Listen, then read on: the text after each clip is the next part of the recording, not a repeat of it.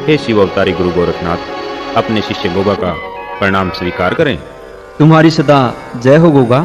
हे गुरु गोरखनाथ, मैं आपके आदेशानुसार सांसारिक जीवन का त्याग कर पाताल लोक में आपकी सेवा में उपस्थित हूँ गुरुवर। मेरे लिए अब क्या आदेश है? शिष्य गोगा, मैं पाताल लोक में तुम्हारा स्वागत करता हूँ। पृथ्वी पर तुम्हारे जीवन का समय समाप्त हो गया था, इसीलिए हमने तुम्हें यहाँ बुलाया है। शिष्य गोगा, काफी वर्षों पूर्व जब 33 करोड़ देवी देवताओं व असुरों ने समुद्र मंथन किया था, तो समुद्र मंथन से शवास यानी गूगल प्राप्त हुई थी। चूंकि तुम्हारा जन्म उसी गूगल के खाने से हुआ था, इसीलिए तुम्हारी कभी मृत्यु नहीं होगी। तुम अमरता को प्राप्त हो गए हो।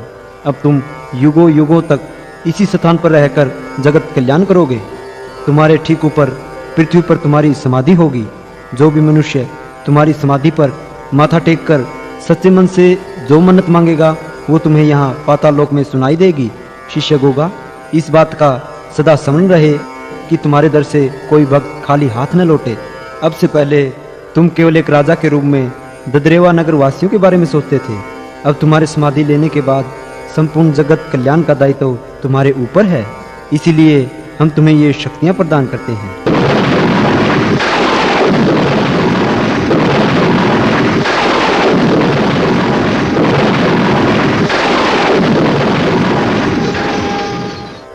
ये शक्तियां जो मैंने तुम्हें प्रदान की हैं, ये तीनों लोकों में सृष्टि रचयिता ब्रह्मा, विष्णु, महेश और मेरे अलावा केवल तुम्हारे पास ही हैं।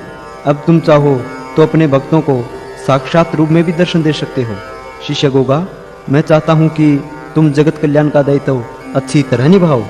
हे गुरु गोरखनाथ, मैं आपसे इतनी शक्तियां पाकर धन्य हुआ। ये शक्तियां तो ऋषि मुनियों को हजारों वर्षों के कठोर तप के बाद भी प्राप्त नहीं होती। मैं सदा आपके बताए मार्ग पर चलकर जग में आपका नाम रोशन करूंगा।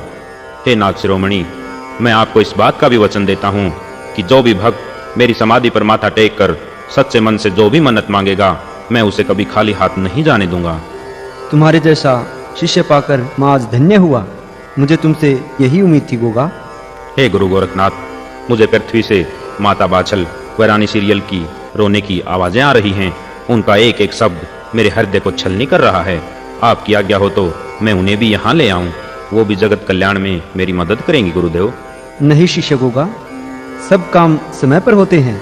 वो जगत कल्याण में तुम्हारी मदद अवश्य करेंगी, लेकिन समय आने पर, जब इसका समय आएगा, हम आपको स्वयं आदेश दे देंगे। अभी उनके समाधि लेने में कुछ समय शेष है।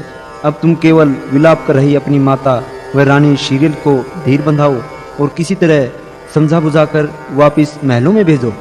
जैसी आपकी आज्ञा गुरुदेव।